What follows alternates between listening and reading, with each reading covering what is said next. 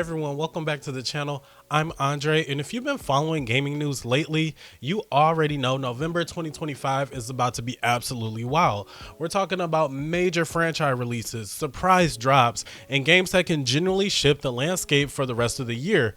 Today I'm breaking down everything you need to know about the biggest titles launching next month, and trust me, your backlog is about to get a whole lot bigger. Before we jump in, a quick heads up, I'll be covering release dates, platform availability, gameplay systems, and what actually makes these games worth your time and your money. No fluff, no sponsor nonsense, just real talk from someone who's been gaming for decades and seen way too many overhyped launches crash and burn. So let's start with the elephant in the room here, everybody. Call of Duty Black Ops 7 launches globally on November 14, 2025, and is hitting pretty much every platform you can think of. PlayStation 4, PlayStation 5, Xbox Series 1, Xbox Series X and S, PC. Now look, I know what you're thinking, another Call of Duty game, but here's the thing. This one's actually doing some interesting stuff that separates it from the usual annual charm. First off is the campaign. It supports both solo and co-op play, which is huge if you got friends who want to experience the story together. You're following Commander David Mason, also known as Section, and his team that investigate the return of Raul Mendez. And if you play Black Ops 2, you know Mendez is one of the more compelling villains in the Call of Duty history. But this time around, his threat goes beyond traditional warfare. We're talking reality manipulation, and somehow the zombies get involved, which really gives the psychological horror edge that honestly sound way more interesting than just a generic military shooter plot. The multiplayer aside is where things get really interesting for the competitive crowd. They're launching with 16 maps right out of the gate, which is a solid number compared to the recent titles that felt a bit anemic at launch. Plus they're introducing these 20 versus 20 skirmish maps, which should offer a different flavor for the standard 6 versus 6 modes. I've always felt like Call of Duty shines when it gives players variety in how they approach multiplayer, and having these larger scale battles alongside traditional modes seems like a smart move here. Now here's probably the biggest challenge that got the community talking. Open matchmaking with minimal skill-based restriction is going to be the default at launch. This is also a direct response to feedback from beta players, where players were pretty vocal about wanting loser matchmaking. I'm curious to see how this plays out long term, because skill-based matchmaking has been a hot button issue in the community for years. Personally, I think there's room for both systems here, but I think it's cool to see developers actually listening and making adjustments based on player feedback instead of doubling down on the original version.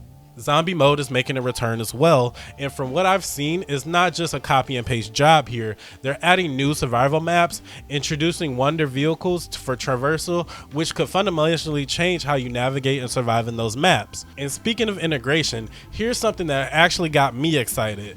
Progression is shared across campaign, multiplayer, and zombies. Your XP carries over, your weapons transfer, and all your unlocks are universal. This might sound like a small thing, but it completely changes how you engage with the game. Instead of feeling like you're starting from scratch every time you switch modes, you're consistently making meaningful progress no matter what you're playing. If you pre-ordered or have Game Pass, you got the early access beta back in early October, with full access rolling out later in that window. Feedback from those beta sessions is what drove these matchmaking changes, which again shows the developers are at least trying to be responsive to what players actually want.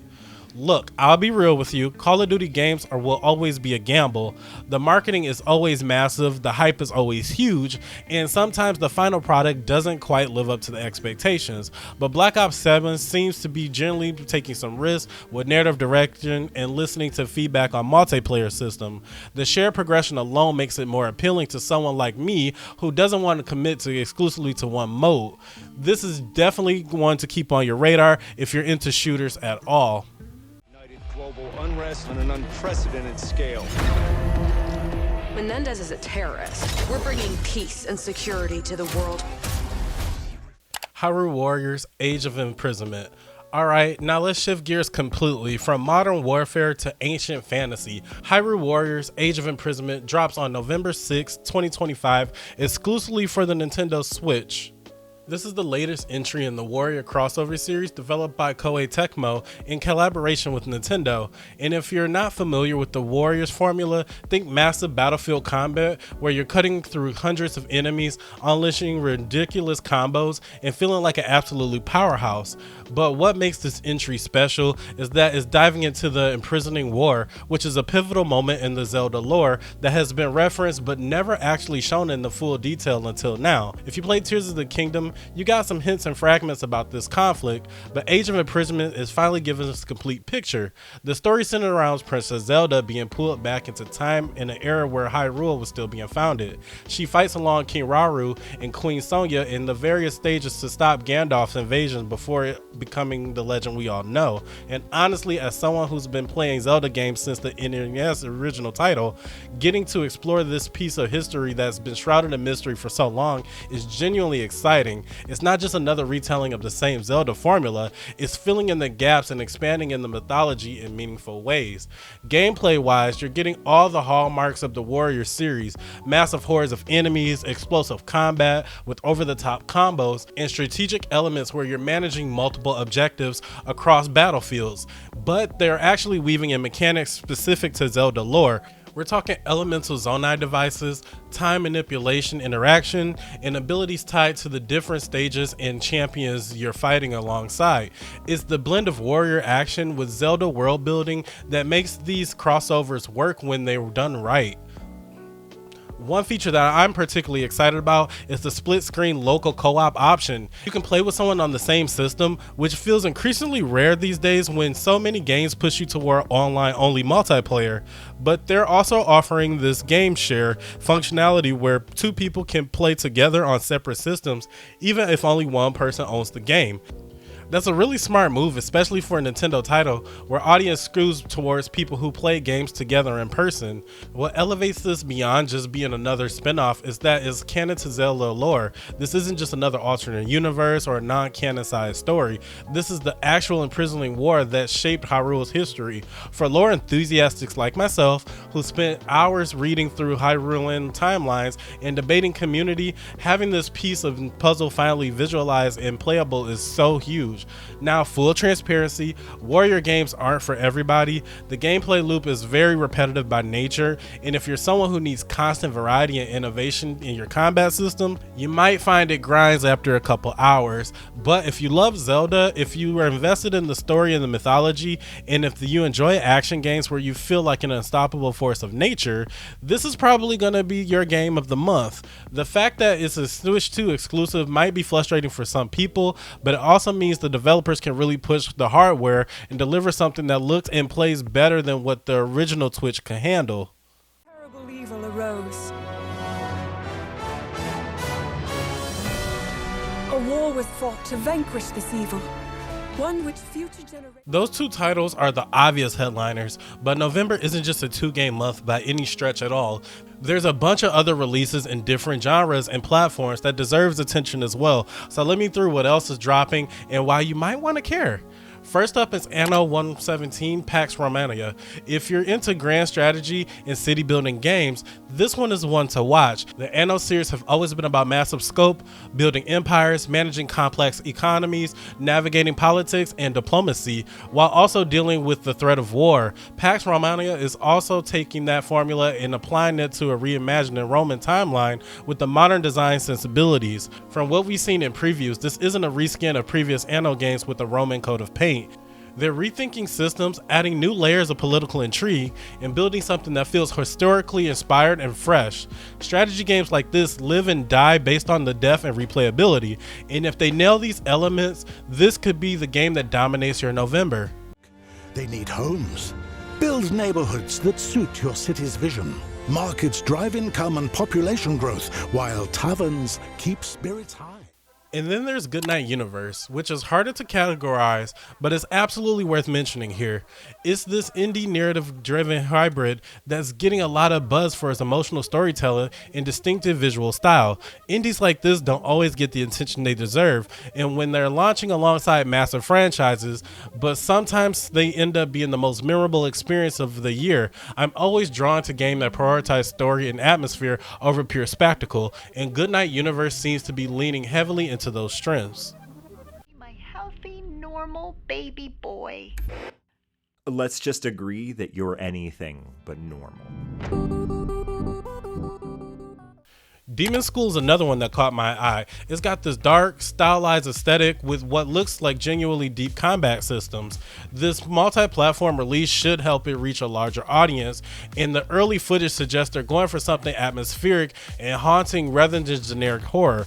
I like when the developers commit to something specific visual and just tone identity, and Demonschool definitely has that going for it.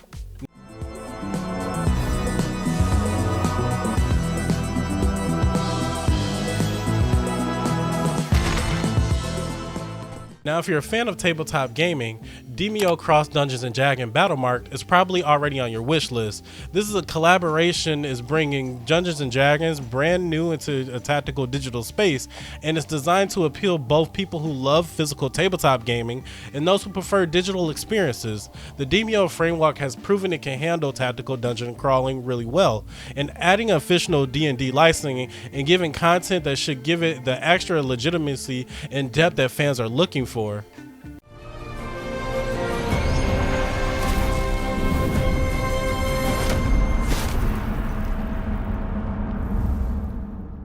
Neon Inferno is all about spectacle, fast-paced action, neon-soaked visuals, and the kind of kinetic gameplay that makes you feel like you're in a music video directed by someone who discovered synthwave.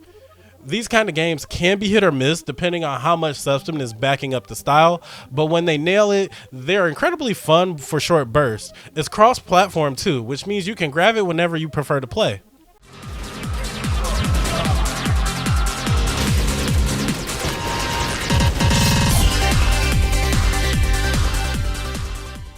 Kirby Air Riders is coming to Nintendo Switch 2, and this one's bringing back a beloved Nintendo character with what looks like involved movement and mechanics in air combat.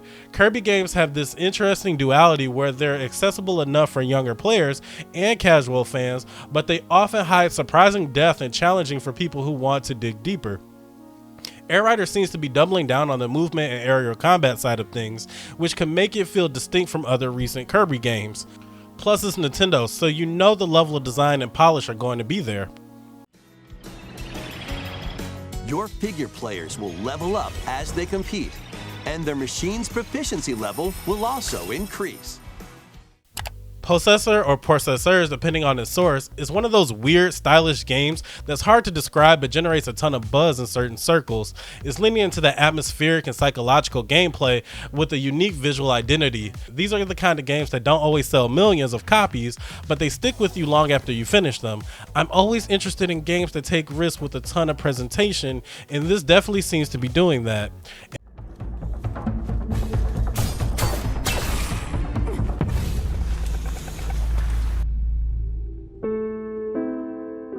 And then finally we got Captain Wayne on PC. This one's a bit of a wild card. It's an indie title that might not have the marketing budget of the bigger releases, but it got potential to be one of those surprise hits that people can discover and then won't shut up about it. Indie punching above their weight classes was one of my favorite things in gaming, and November seems to be like a perfect time for a game that likes to find its audience while everyone else is distracted by major releases.